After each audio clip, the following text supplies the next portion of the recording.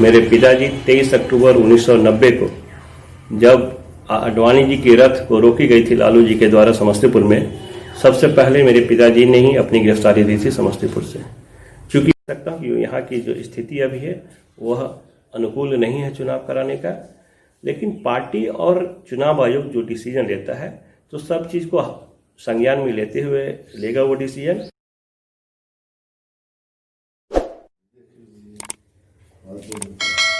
दोस्तों नमस्कार, मैं हूं आपके साथ आशीष आर्यन और आज हम जिन व्यक्ति का इंटरव्यू करने आए हैं वो किसी मोहताज की ज़रूरत नहीं।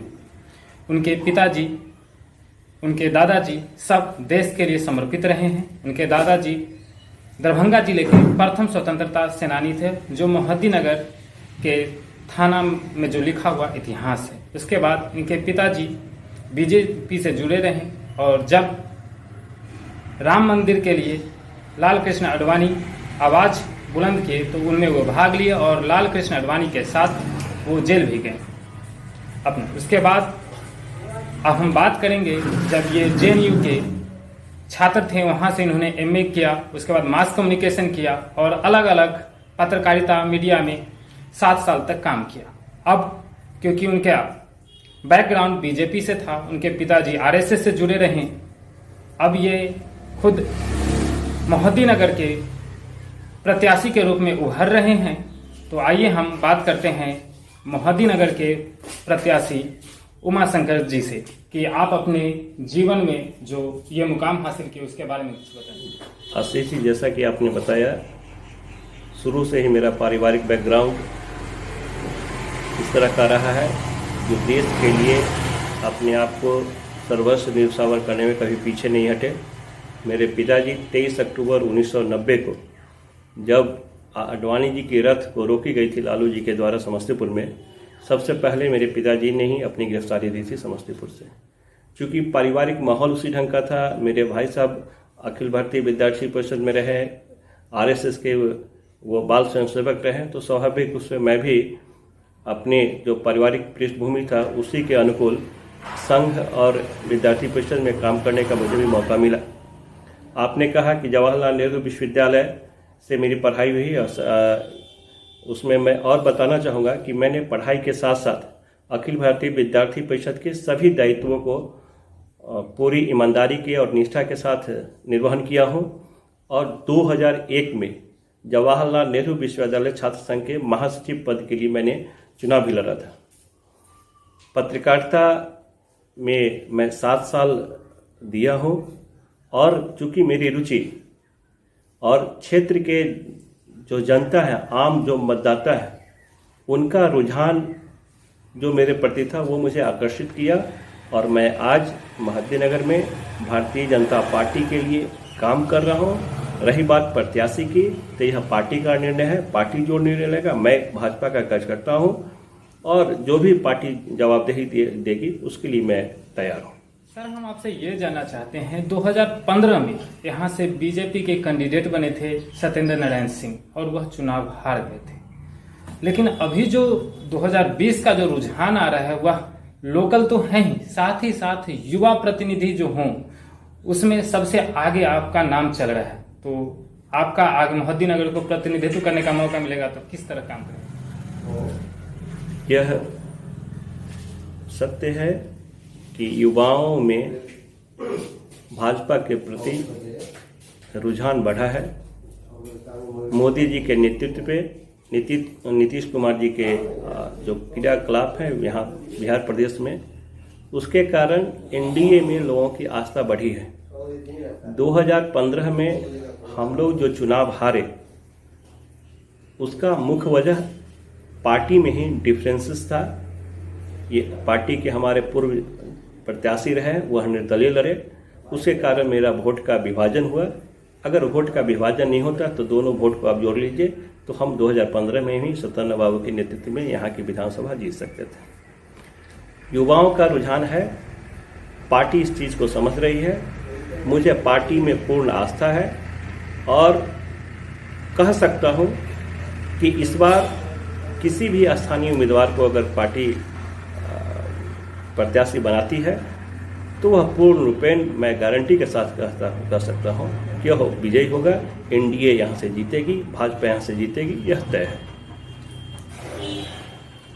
जरूर, काफ़ी मैं भी फील्ड में हूँ तो लोगों का मानना है कि जो बाहरी विधायक हैं उनसे अच्छे लोकल हैं। जैसा कि काम किया है 2010 से 2014 तक रहे यहाँ पर विधायक राणा गंगेश्वर बाबू, उन्होंने भी अपने क्षेत्र में मोहद्दी नगर के लिए काफ़ी कुछ काम किया। तो यह रुझान तो काफ़ी दिनों से आ रहा है। लेकिन एक और समस्या से बीच में आ रही है कि जो ब्रोकर हैं, जो ये ब्रोकरी का काम करते हैं, उनकी संख्या काफ़ी तादाद में बढ़ गई। इसके बारे में क्या कहेंगे सर?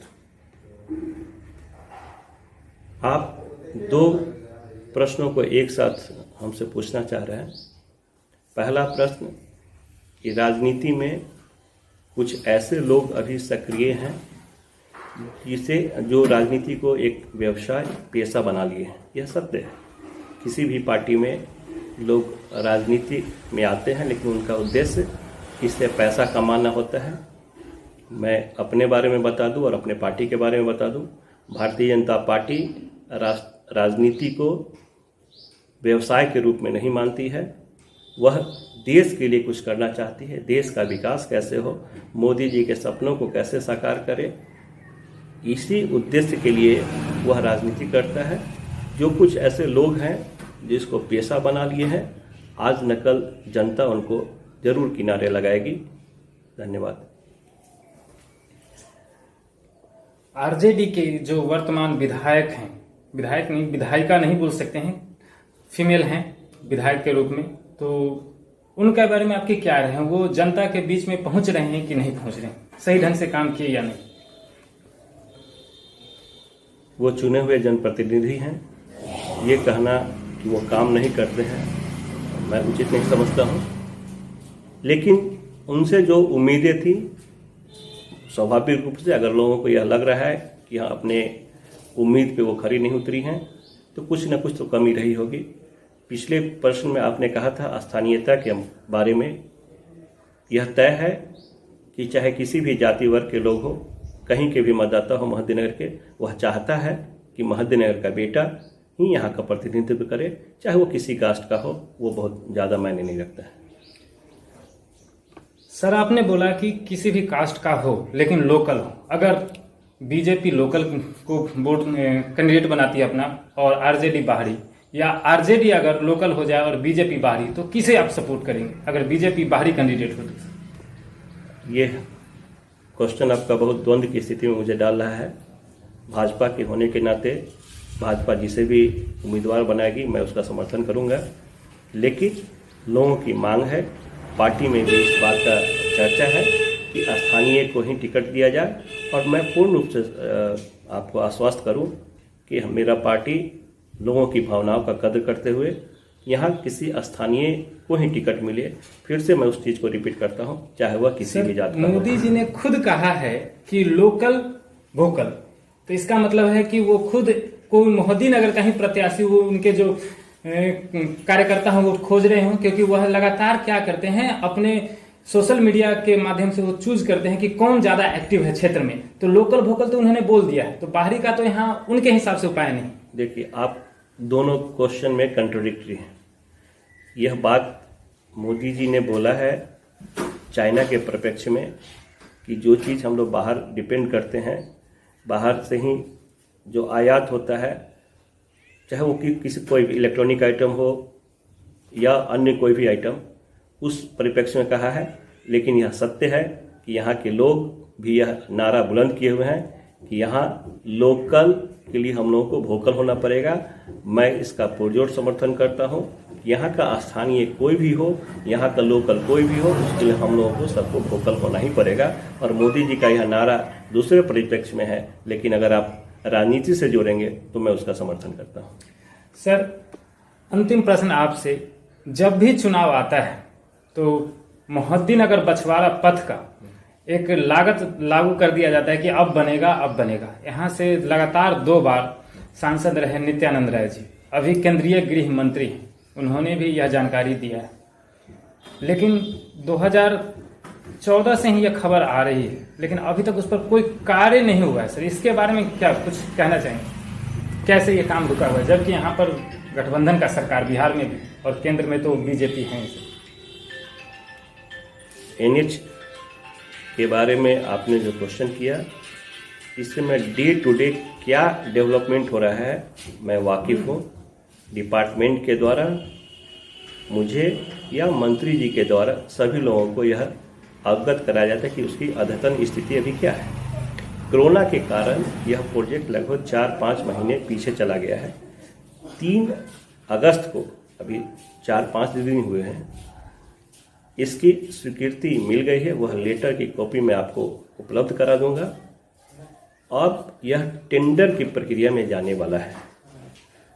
जैसा कि मुझे विभाग से यह मालूम चला है कि पहले महनार से लेके बछवाड़ा तक इस रोड का जो अधिग्रहण किया हुआ भूमि, उसको स्ट्रेंथनिंग करेंगे, मतलब उसको चौड़ीकरण करेंगे।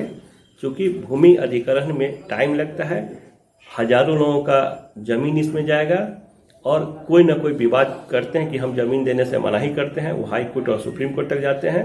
इसलिए जहां सरकार की जमीन उपलब्ध है सड़क के लिए, उसमें सड़क का निर्माण बहुत जल्द शुरू होगा। अभी मैं आधिकारिक रूप से आपको यह पत्र सौंप रहा हूं, जिससे आपको अद्यतन रिपोर्ट की जानकारी मिल जाएगी।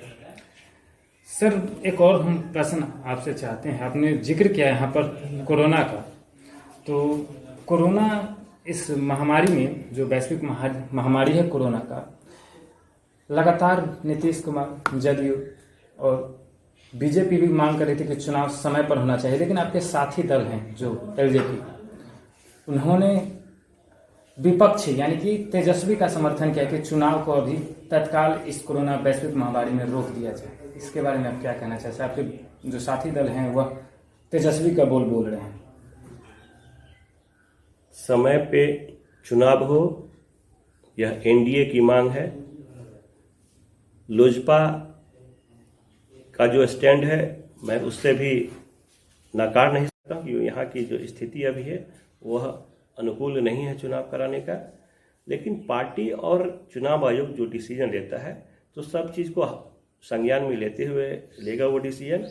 और मैं पूर्ण विश्वास करता हूँ, मेरी आस्था है चुनाव आयोग में कि कोरोना का जो संक्रमण यहाँ तेजी से फैल रहा है, इसको देखते हुए हो कि चुनाव कुछ दिन के लिए आगे बढ़े। NDA में किसी तरह का डिफरेंसेस नहीं है। यहाँ डेमोक्रेटिक तरीके से सभी लोग अपनी बात को रखते हैं। लोजपा हमारा पुराना सहयोगी है, विश्वस्त पार्टनर है हमारा, उनका अपना यह मत है, उनका मैं स्वागत करता हूँ। लेकिन NDA का जो भी डिसीजन होगा वह तीनों दल एक साथ मिलकर करेगा, और यह चुनाव आयोग को तय करना है कि अपना चुनाव कोरोना के कारण टले या वो समय पे करने के लिए कुछ अलग व्यवस्था करे। जो भी हो उसका हम लोग स्वागत करेंगे। NDA अटूट है, NDA अटूट रहेगा। धन्यवाद सर। लेकिन कल जो नोटिस जारी किया है चुनाव आयोग ने, उसमें क्लियर कर दिया कि चुनाव समय पर ही होंगे। तो इसमें अब सारी विपक्षी दल हो या सत्ता पक्ष हो, सब तैयारी करने में जुट गई हैं। हम आशा करते हैं कि बीजेपी यहाँ पर प्रतिनिधित्व के रूप में आपको स्वीकारे, क्योंकि आपका नेतृत्व युवा को काफ़ी प्रतिभाशाली लगता है। तो आशा करते हैं कि आप महोदय को प्रतिनिधित्व करें और यहाँ से जीत कर आएँ और विधानसभा तक पहुँचें। धन्यवाद। आपको बहुत बहुत धन्यवाद। आपने कहा कि शायद यहाँ के युवाओं का यह इच्छा है, मध्यनगर के युवाओं, चाहे किसी भी जाति का हो, किसी भी वर्ग का हो, वह चाहता है कि वह उसका जो नेता हो, उसका जो विधायक हो, यहाँ का स्थानीय हो। अगर पार्टी को यह लगता है तो मैं किसी भी दायित्व को निर्वहन करने के लिए तैयार हूँ। पार्टी अगर मुझे मौका देती है चुनाव लड़ने के लिए, तो मैं उसका जरूर पालन करूँगा, क्योंकि मैं दलगत राजनीति से कभी अपने आप को अलग नहीं समझा। धन्यवाद।